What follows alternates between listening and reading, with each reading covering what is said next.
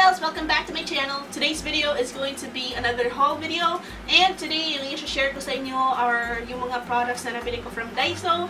Favorite place on earth. Second favorite place on earth.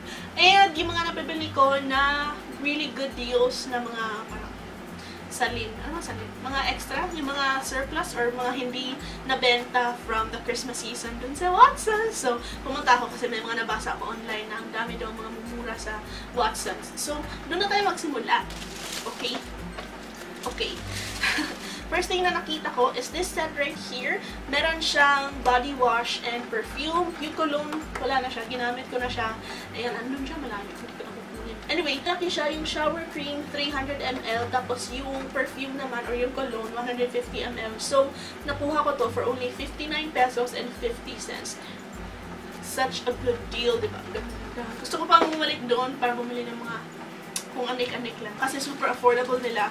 And then, may nakita din ako. Actually, nakita ko to noong hindi pa sila sale. And nasabi ko, wow, ang cute-cute na lalagyan. Perfect siya pang-decorate. Pang-decorate lang, hindi ko lang gagamitin. Pero, cute-cute na lalagyan nila. Ang ganda-ganda. This first one is Sweet Honeysuckle. Shower gel sila. Tapos ito naman, Lavender Purple Berry. Alam niyo ba kung magkano lang ito? Ha? Alam niyo ba? 23 pesos and 70 centavos lang. I mean, saan ka pa, diba? Wala na akong masasabi. And then, ito rin. Yung mga pinamili ko, puro shower gel. Kasi, yung iba doon, mga body scrub, tsaka body lotion, na hindi naman ako mahilig doon. So, ito na lang, body gel. Ito, shower gel din ito yung guys. And tignan nyo yung tignan nyo yung bear, ang cute-cute. Alam niyo ba, magkano lang ito? 39.50 lang. 39 pesos and 50 cents. Tapos, ang bango-bango pa nito, powder scent siya. So, yun. Wala lang. Super nasiyahan lang talaga ako dito sa mga napamili ko from Watsons kasi super affordable lang nila.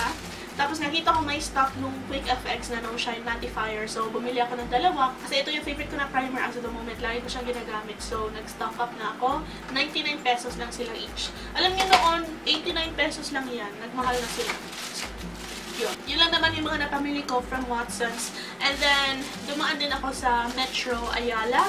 And, nakita ko, meron ng stock yung naka-tube na eye white. So, bumili ako. Yung eye white BB Holic Everyday BB Cream. I got mine in the shade light. And ganito yung kanyang packaging. 159 pesos ko to nabili. 159 something. I don't know my cents ba, pero ganun. And favorite na favorite ko tong BB Cream na ito for like everyday use. Gusto ko to. Lagi kong binibili yung nasa sachet lang. Pero ngayon, nahirapan akong magsalita, ba't gano'n?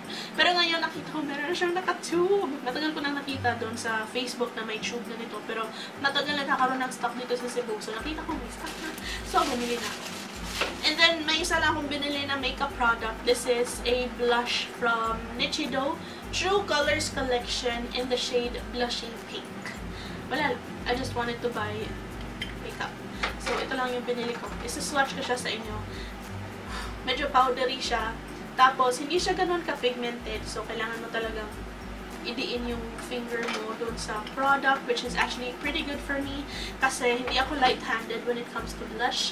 And sana napipick up ng camera yung kanyang kulay. Super ganda ng kulay ninyo, guys. Tapos, parang peachy pink na kulay, which is so up my alley.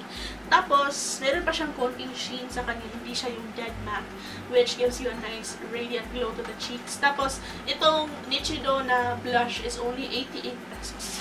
Very, very affordable. Okay, so yun lang naman yung mga napamili ko from Watsons and mga makeup. So now, let's move on dun sa Daiso! Madalas sa mga napamili ko sa Daiso are pang-decorate. So, yun. Ito yung una. Ayun. Plastic lang siya, pero parang maganda siyang lagyan ng mga brushes or makeup sa loob kasi clear siya, so makikita mo kung ano yung mga nasa loob. So, pwede ko ilagay dito mga lipstick or lip gloss. Wala. Cute lang siya, so binili ko na siya. Tapos, ito pa, medyo same lang siya. Medyo same lang siya dito, pero ito may takip siya. Glass candy jar. Ayan.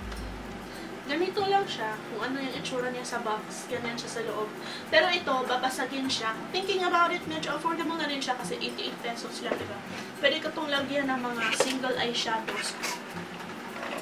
Actually, naalala ko, hindi ko pala siya chinek sa loob kung hindi ba siya basag.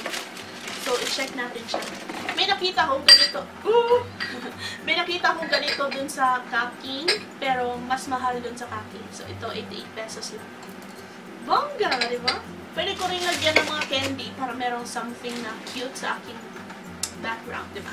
Ito pa, I was so excited to find this one dun sa Daiso kasi ang cute-cute na diba? Tapos, akala ko 88 pesos lang, pero nung nagbayad na ako, 264 pesos pala. Hindi ko na sana kukunin, pero sabi ni Kenneth, kunin mo na. So, ayun, kumuha na ako. Ayan, ganyan siya. Ayan, diba?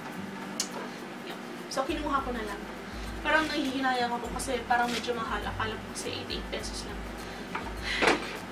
Anyway, tapos na ang pangyayaring yon. Tapos, bumili ulit ako ng kitchen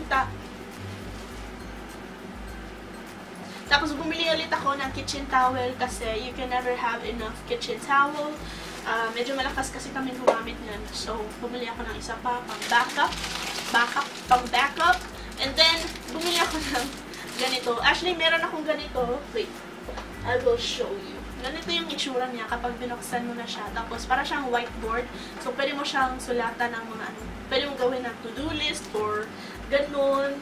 Or meron kang parang reminder. Tapos, gift yun sa akin ng aking friend. Tapos, nagustuhan ni Kenneth. Gusto niya. Tapos, nakita ko, andun para sa Daiso. So, ayan, binilhan ko siya ng isa. Parang whiteboard sure ba? Tapos, meron siyang stand sa likod.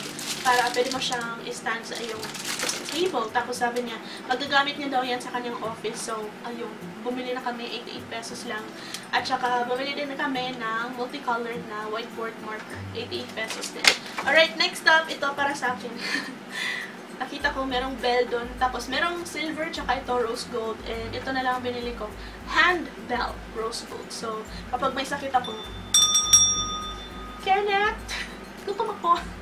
Hindi, plano ko lang siya i-decorate somewhere. So, yon, pang decoration. Tapos, isa pa na pang decoration, ito, letter I. Gusto ko sana I and A para Ina. Pero, sana pala bumili ako ng A, pero walang N. So, hindi na ako bumili.